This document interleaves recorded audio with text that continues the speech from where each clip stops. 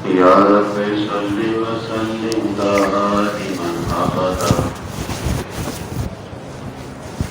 على حبيبك خير الخلق كلهم.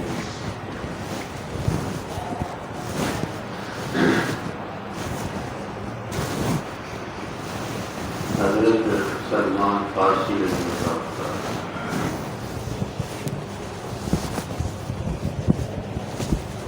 یہ حدیث کے راوی فرماتے ہیں کہ شعبان کے آخری دنوں حضور صلی اللہ علیہ وسلم نے ایک خطبہ دیا، ایک تقریر فرمائی، آپ نے ایک بیان کر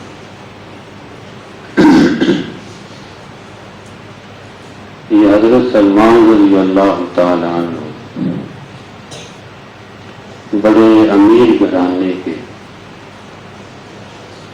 بچے تھے۔ اللہ پاک نے اسلام کی حق کی طلب میں ان کو توفیق بخشی اور انہوں نے حق کو ڈھونڈا اور اللہ پاک نے عطا کر۔ یہ اصل میں ایران کے رہنے والے فارس،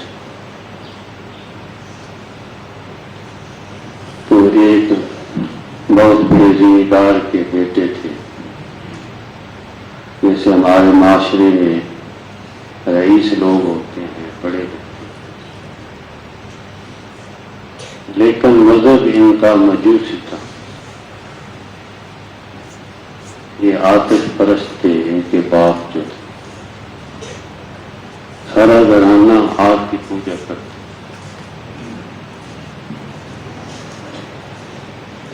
تو ایک دن انہوں نے دیکھا کہ اس وقت دین عیسوی جو تھا وہ حق تھا، یعنی حضور صلی اللہ علیہ وسلم کی بعثت سے پہلے زمانہ ہے ان کا، اور انہوں نے لمبی زندگی پائی۔ مختلف علماء کی رائے ہے، لیکن 300 تک بھی ان کی زندگی کے بارے میں بتایا۔ تو یہ لڑکے تھے، جوان تھے، پیر نکلے کلیسا میں عیسائیوں کی عبادت گاہ جو تھی، دیکھا وہاں پہ کہ عبادت کر رہے اللہ، تو ان کے اندر بھی طلب پیدا ہوئی کہ میں یہ طریقہ ہے کہ یہ جو آگ ہے اس کی پوجا کرنا تو نامناسب۔ غالباً ایک بزرگ سے کسی نے کہا کہ آگ کی پوجا کے بارے میں ہم اس لیے عبادت کرتے ہیں کہ یہ ہمیں جلائے گی، تو انہوں نے فرمایا کہ تم آگے انگلی کرو اور جلائے گی، اور خود آگ میں گھس گئے تو کچھ بھی نہ ہوا۔ یہ وہ بزرگ تھے، فرمایا خالق کائنات جو ہے، جو اس کا آگ کا جو خالق ہے، اس کی عبادت کی جائے، اور اللہ پاک نے یہ دکھایا ہے کہ سیدنا ابراہیم علیہ السلام کی آگ کو گلزار بنا، آگ کے اندر جلانے کی طاقت صرف اللہ کی، وہ چاہے تو اس میں بھی زندہ رکھ سکتے۔ ایک پرندہ ہے جس کا نام سمندر ہے، سمندر بھی کہتے ہیں اور سمندر بھی کہتے ہیں، وہ اس آگ میں پیدا ہوتا تھا جہاں 100 سال تک عبادت جو آگ جلتی ہے، یہ فارس والی عبادت کرتے تھے، وہ آگ میں رہتے، جیسے مچھلی پانی سے باہر نکلے تو مر جاتی ہے، ایسی وہ آگ سے باہر نکلے تو مر جاتا ہے، اس کی زندگی آگ کے ساتھ۔ پہلی بات ہے، آج تک نہیں مجھے پتا کتابوں میں لکھا ہوا ہے۔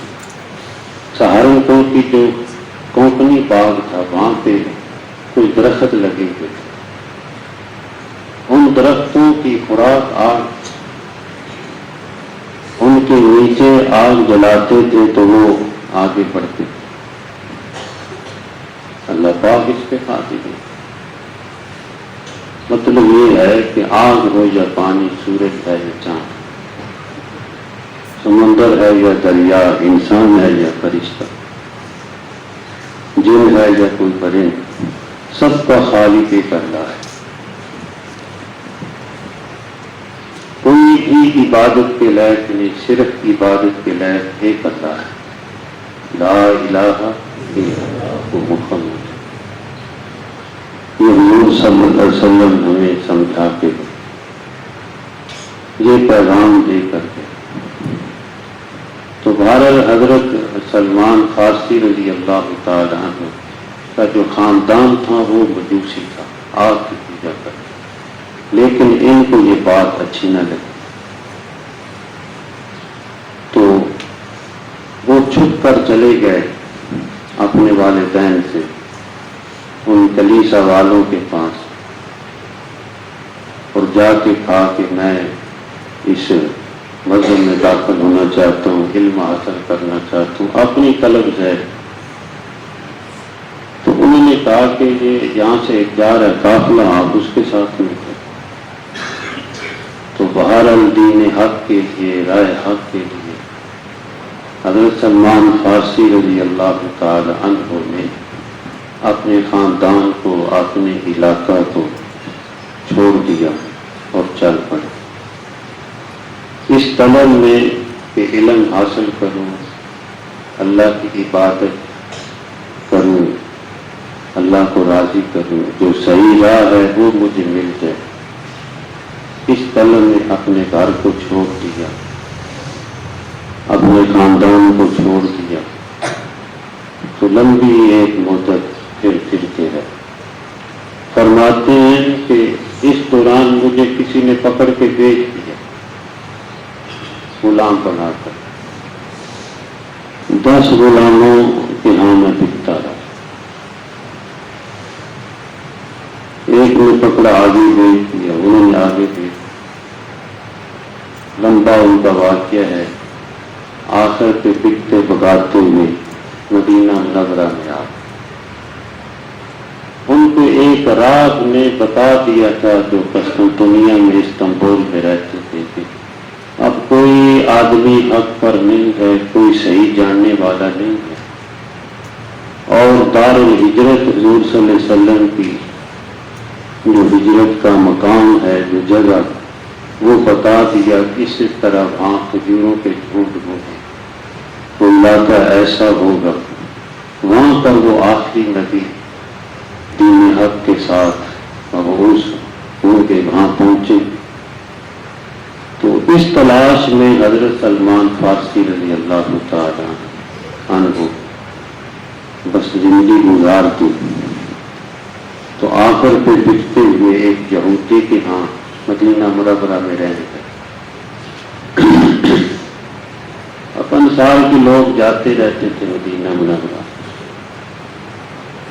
مدینہ منورہ سے مکہ معظمہ، تو آپ صلی اللہ علیہ وسلم نے ان کو دعوت دی، کچھ لوگ مسلمان ہو گئے، پھر آپ نے ہجرت فرمائی مدینہ منورہ کی طرف، جو لمبا واقعہ ہے۔ کہتے ہیں کہ سلمان فارسی رضی اللہ تعالی عنہ، میں کھجور کے اوپر چڑھا ہوا تھا، تو پہاڑی سے کسی نے آواز دی، تمہارے مقصود آ گئے، کیونکہ حضرات انصار جو تھے وہ روزانہ ہتھیار سجا کر الوداع والی گھاٹی پہ کھڑے ہو کر حضور پاک صلی اللہ علیہ وسلم کا انتظار کرتے تھے، تو شام تک انتظار کرتے، جب سمجھتے کہ نہیں آئے تو پھر گھر آ جاتے۔ تو کسی نے دیکھا کہ آپ صلی اللہ علیہ وسلم اونٹنی پہ سوار ہیں، ساتھ آپ کے اور بھی لوگ ہیں، آ رہے ہیں، تو اس آدمی نے جواب جو ہے ایک آواز دی کہ بھئی جن کا تم انتظار کر رہے ہو آ جاؤ۔ تو حضرت سلمان رضی اللہ تعالی عنہ فرماتے میں بھی اسی انتظار میں تھا کہ وہ کب تشریف لائیں۔ میں جو دنیا چھوڑی تھی جن کی ساری دنیا پھرا خاک چھانی اس ہستی کے لیے کہ وہ رائے حق مجھے مل جائے اور وہ نبی پاک صلی اللہ علیہ وسلم جو آخری نبی ہیں ان سے میری ملاقات ہو گئی۔ تو کہتے ہیں میں درخت پر تھا تو میں نے چھلانگ لگا دی کہ جب پتہ چلا نا آگے وہ جو کچھ ہوتا ہے نا اس کو نہیں پتہ چلتا بات۔ تو کہتے ہیں میں نے وہاں سے چھلانگ لگائی تو وہ یہودی جو تھا میرا مالک آقا جو تھا وہ مجھے ناراض ہونے لگا، تو میں نے کچھ کھجوریں دی اور حضور صلی اللہ علیہ وسلم کے ہاں جو ہے آپ کے ہاں حاضری خدمت آ کر کھجوریں پیش کی۔ تو غالباً آپ نے پوچھا کہ یہ ہدیہ ہے یا صدقہ ہے، تو آپ نے بتایا ہدیہ ہے، تو آپ نے تناول کر کھائی ایک نشانی پوری، کیونکہ وہ کتابوں میں پڑھ چکے تھے، پہلی کتابوں میں لکھا ہوا تھا کہ وہ آخری نبی جو ہوں گے وہ ہدیہ کھائیں گے، صدقہ نہیں کھائیں گے۔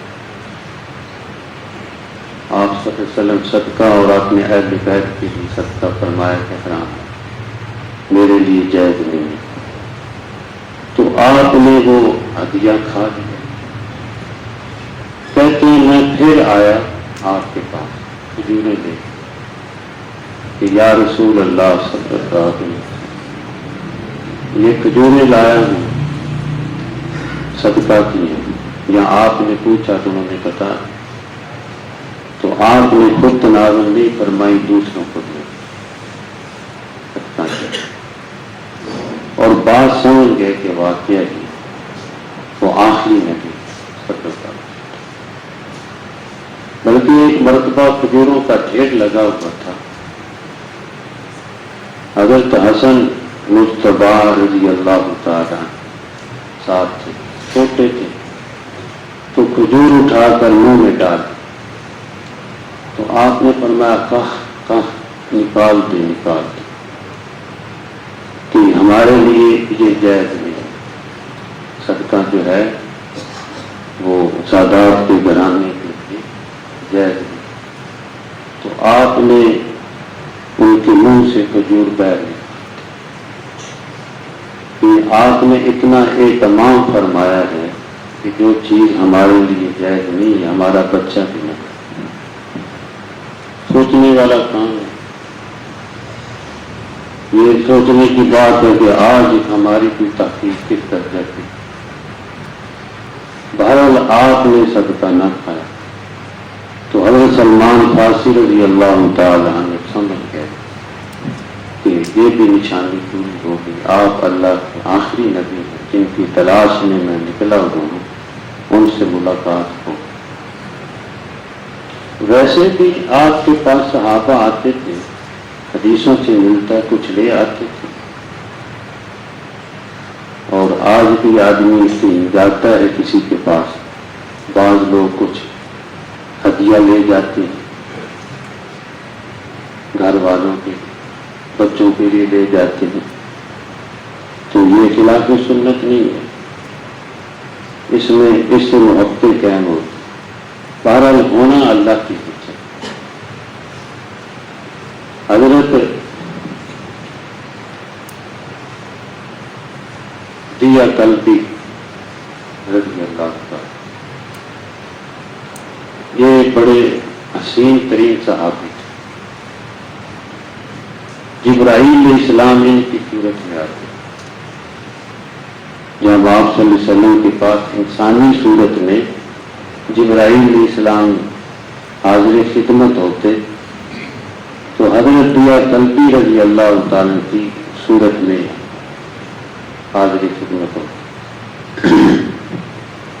حضرت یا کلبی رضی اللہ تعالیٰ عنہ اس امت کے سمجھے یوسف تھے، بڑے حسین تھے، چہرے پہ اکثر کپڑا رکھتے تھے۔ کسی نے پوچھا کہ آپ چہرے پر کپڑا کیوں رکھتے ہیں؟ فرمایا اس لیے کہ کوئی عورت کسی فتنے میں مبتلا ہے، دوسروں کا خیال۔ صحابہ کرام اللہ کے نیک بنتے، ہر وقت دوسروں کا خیال رکھتے کہ ہماری وجہ سے دوسروں کو تکلیف، بلکہ میرے بھائیوں دوستوں بزرگوں، ہمارا سارے کا سارا دین دوسروں کے خیال ہے۔ جیسے آپ نے فرمایا کہ جو جمعۃ المبارک کے لیے آئے اور مسجد میں داخل ہو، کسی کو تکلیف نہ دے، آداب کے ساتھ جمعۃ المبارک ادا کرے، ادا کر کے واپس جائے، تو فرمایا پچھلے جو پورا ہفتہ گزر گیا ہے اللہ اس کے گناہوں کو معاف فرما دے۔ لیکن خصوصاً فرمایا جو یہاں آ کر کسی کی گردن کو نہ پھٹا، یہاں کسی کو تکلیف۔ اسی لیے اکثر میں دوسروں پہ بھی بات نکال رہے تھے یا اندر بھی کوئی کر رہا تو اکثر کہتے ہوں بھائی یہ خلاف سنت ہے۔ مسجد عبادت کی جگہ ہے، جب عبادت کا وقت ہے عبادت، اور پھر یہاں ایسا یہ مقام ہے کہ ایک آدمی نماز پڑھ رہا ہے، ذکر میں ہے، دوسرا اونچی اونچی باتیں بھی نہ کرے۔ آپ صلی اللہ علیہ وسلم نے قرآن پاک بھی پڑھنے سے منع کرنا ہے کہ ساتھ رکھو نمازی نماز۔ تو یہ چیزیں ہمارے تو مذہب میں ہیں، لیکن صحابہ کرام کے اندر تو یہ بھری ہوئی کہ ہماری وجہ سے دوسرے کو تکلیف، اگر تکلیف پہنچ گئی ہے تو فوراً معذرت۔ حضرت عمر رضی اللہ تعالیٰ وہ کہیں جا رہے تھے، حضرت شیخ سعدی رحمۃ اللہ علیہ کہ کسی کو ٹھوکر لگ گئی، تو اس نے کہا، اس وقت امیر المومنین تھے لیکن اس کو نہیں پتا تھا کہ تم اندھے ہو، مجھے جو ہے ٹھوکر لگا تکلیف۔ تو انہوں نے فرمایا اندھا نہیں ہے، غلطی ہو گئی ہے، معاف کر، یہ نیک لوگوں کا ہے۔ اس پر شیخ سعدی رحمۃ اللہ علیہ فرماتے ہیں پدو ترجمات ہوش مندے گزر نہاد شاخ پر میوہ سر بچہ، کہ جس شاخ پر میوہ لگا ہوتا ہے وہ جھکی ہوتی اور جس پر میوہ نہیں ہوتا وہ کھڑی ہوتی۔ بلکہ کسی اردو شاعر نے کہا لیتی ہیں ثمر شاخیں سر کو جھکا کر، لیتی ہیں ثمر شاخیں سر کو جھکا کر، کرنا ہے اگر کچھ حاصل تو جھکنے کی ادا سے، سرائی سر نگوں ہو کر بھرتی ہے پیمان،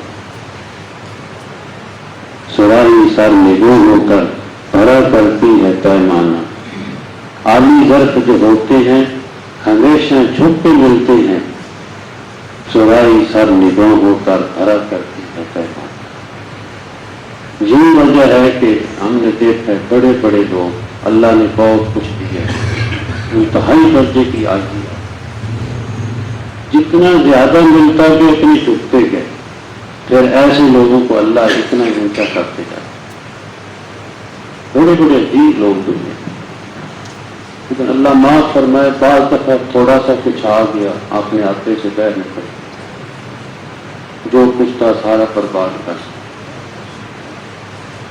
تھوڑا سا کسی کے ساتھ نیکی کی جتا دی، رشتے داروں کے ساتھ، ہمسایوں کے ساتھ، اپنے ماحول میں۔ اللہ پاک اسی لیے فرماتے ہیں کہ یا ایھا الذین آمنوا، اے ایمان والو، لا تبطلوا صدقاتکم بالمن والعذا، کسی کو تکلیف دے کر اپنے صدقات کو، اپنے خیرات کو ضائع نہ کریں۔ تو بہرحال شیخ سعدی رحمۃ اللہ علیہ نے بھی جو بات فرمائی کہ اس میں عاجزی کا سبب ہے، تو حضرت دیا کلبی رضی اللہ تعالیٰ عنہ حضور صلی اللہ علیہ وسلم کے پاس جب حاضر خدمت ہوتے کھجوریں لے کے آتے.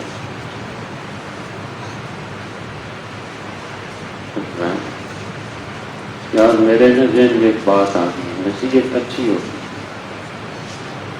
میں یہ نہیں کہتا 51 کی میں گئے ہم تک بکھر کے اندر، تو وہاں پر میں نے نصیحت کی ہے کہ اپنے بچوں کو علماء کے پاس اساتذہ کے ساتھ بھیجا کریں، جاؤ سلام کر کے آؤ، کبھی ہدیہ دیا کریں، جاؤ دے کر آؤ. میں نے کہا یہ بات اس لیے کر رہا ہوں ایمان بچے رہیں گے. میں یہاں نہیں ہوں گا کہ چلو آپ کو یہ ہو کہ لالچ کہ استاد کہتے ہوں کہ میرے پاس تو ہدیاں ہیں، ویسے بنا تو صاحب کا تھا. لیکن میں نے کہا بھائی میں یہاں نہیں ہوں گا. آپ اپنے ماحول میں یہ دیکھی کریں گے، اس کا فائدہ یہ ہوگا کہ آپ کے بچے دین والے رہیں، دین کے ساتھ منسلک ہیں. تو بھائی میں یہ کہوں گا، میں نہیں کہتا میرا مالک اللہ ہے، رزق کا دروازہ عرشوں کے اوپر ہے، وہاں سے آئے، لیکن جو درمیان میں ذریعہ بنتا ہے اللہ اس کو نوازتے، اللہ اس کو نوازتے. لیکن کبھی یہ بھی ہو کہ ہم نے کسی عالم دین کے لیے کبھی ہدیہ پیش کیا، ہم نے رشتہ داروں کو دیے، بڑے دوستوں کو بڑا کھلایا، بڑا کچھ اپنے بچوں کو دیے، کبھی حضور کے انبیاء کے ورثاء کو بھی کبھی ہدیہ کو بھیجا. اگر بھیجا الحمدللہ، اگر نہیں بھیجا تو اس پر بھی سوچنا. یہ اس لیے کہہ رہا ہوں یہ دین حاصل کرنے کا ذریعہ ہے. اگر ان لوگوں سے کٹ جائیں گے دین نہیں حاصل ہوتا. دکان ہی نہ ہو جس چیز کی، وہاں کیسے سودا ملتا؟ کوئی چیز لینی ہو تو دکان سے ملتی ہے. تو یہ ہے آدمی کبھی یہ سوچ سمجھ کر کہ یہ چیز آج میں جو ہے فلاں عالم دین کے بارے میں فلاں نیک آدمی اللہ والا ہے اس کے پاس دیتے ہیں، یہ میری طرف سے آج جو ہے یہ نصیحت کے لیے بات کر رہا ہوں. الحمدللہ میں بعض دفعہ ایسے لوگوں کا جو دین کا کام کرنے والے اس طرح اکرام بھی کر دیتا ہوں کہ پتہ بھی نہیں ہوتا، اکرام بھی ہو جاتا. تو یہ ہماری طرف سے آج یہ کام ہے آسان سے، لیکن کسی صورت میں کر دیے جائے تو وہ بھی یہ بھی انسان نہیں ہے. اگر جیسے دوسروں کے لیے مسئلہ ہے یہ میرے لیے اللہ مجھے بھی توفیق دے. الحمدللہ میری بھی کوشش ہوتی بعض دفعہ نیک لوگوں کی تو خدمت ہو جائے. بلکہ پچھلے جمعے کو بتایا تھا نصیحت کی، الحمدللہ اللہ کبھی یہ بھی توفیق دیتے کہ پوری امت کی طرف سے صدقہ ہو رہا ہے. یہ اللہ کی توفیق سے ہے، میرا اس میں کمال نہیں ہے، لیکن یہ باتیں اس لیے بتائی جاتی ہیں تاکہ ہمیں عمل کی توفیق ہو. میں نے یہ عمل کیا، اللہ پاک نے مجھے خواب ایک دکھایا، اس میں ایک بزرگوں نے پھر اس خواب کی تعبیر کی، بشارت سنائی. تو مجھے کہنے لگے یہ امت کی طرف سے جو نیکیاں کی جاتی ہیں اس طرح کی حضور پاک صلی اللہ علیہ وسلم بڑے خوش ہوتے ہیں. بھائی جب آپ نبی پاک صلی اللہ علیہ وسلم خوش ہوں گے اللہ خوش ہوگا، اللہ کو. تو وہ کھجوریں لے کے آتے، ہلدی کرتی رہتی، بڑی عمر کے تھے. تو جبرائیل علیہ السلام بھی آپ کی صورت میں آتے. تو ایک دن حضور صلی اللہ علیہ وسلم کے پاس حضرت جبرائیل علیہ السلام حضرت قلبی رضی اللہ عنہ کی صورت میں بیٹھے ہوئے، انسانی صورت میں بیٹھے ہوئے. تو حضرت حسن حسین رضی اللہ تعالیٰ دونوں بابا کھجوراں کے، وہ تو جب بھی آتے تھے کھجوریں لے کے آتے تھے، ان کو پتا یہ بابا جی کھجوریں لے کے آتے دیا کرتے تھے. تو وہ تھے جبرائیل علیہ السلام ان کی صورت میں. تو وہ بابا جی ہم نے کھجوریں کی گھر میں کھجوریں دیتے. تو حضور پاک صلی اللہ علیہ وسلم نے فرمایا یہ وہ بابا جی نہیں، یہ اور ہیں. اللہ اکبر. تو حضرت سلمان فارسی رضی اللہ عنہ دونوں مرتبہ کھجورے لے کے آئے پہچان سے.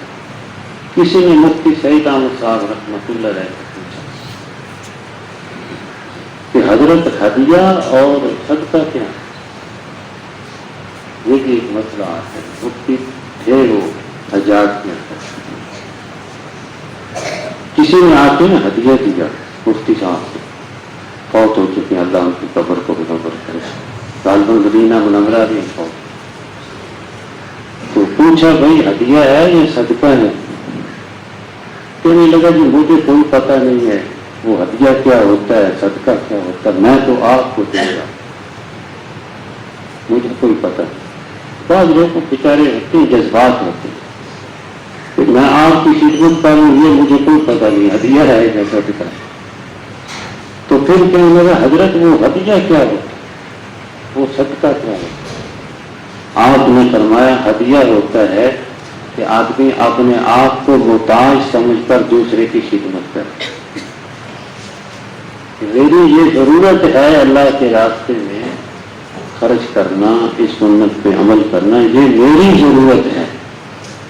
اپنے آپ کو محتاج سمجھ کر دوسرے کی خدمت کرنا، کسی کی خدمت میں چیز بھیجنا، یہ ہدیہ ہے. اور دوسرے کو محتاج سمجھ کر اس کو کچھ دینا، یہ صدقہ ہے.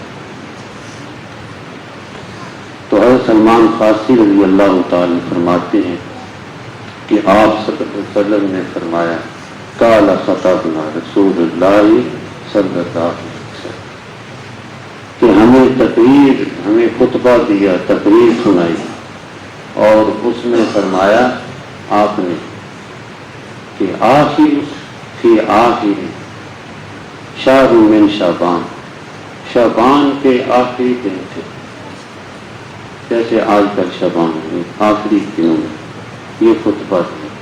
اور کیا فرمایا یا ایھا الناس، اے لوگو، قد ظلکم شہر عظیم، تم پر ایک عظیم بڑا ایک مہینہ سایہ فگن ہونے والا ہے.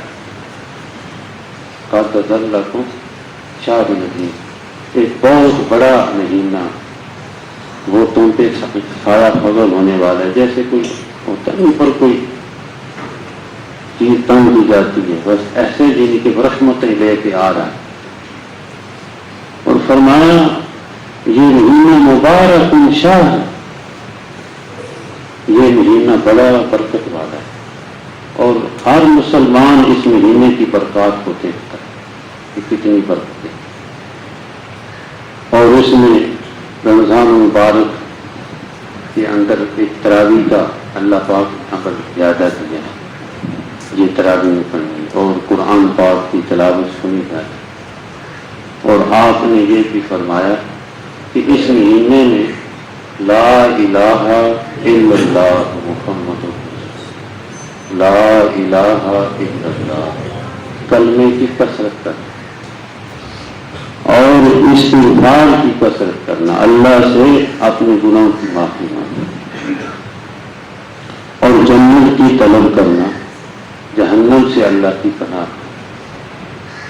اور فرمایا کہ اس مہینے میں کسی کا روزہ افطار کرائے گا، مفہوم یہ ہے حدیث لمبی کہ چاہے لسی کے ساتھ ہی کرا، پانی کے ساتھ، کھجور کے ساتھ ہی کرا. تو فرمایا کہ اللہ جل جلالہ سقا اللہ من حوض شربا، کہ میرے حوض سے اس کو پانی پلائے قیامت کے. اور جو آدمی میرے حوض سے پانی پی لے گا، ان حوض کوثر سے جنت میں داخل ہونے تک اس کو پیاس نہیں لگے. تو یہ روزہ افطار کرانے کا فرمایا یہ صلہ ہے. اور ایسے لوگوں کی مہمان نوازی اللہ پاک عرش عظیم کے نیچے کریں گے. اللہ پاک مجھے اور آپ کو بلکہ پوری دنیا کے مسلمانوں عمل کی توفیق عطا فرمائے.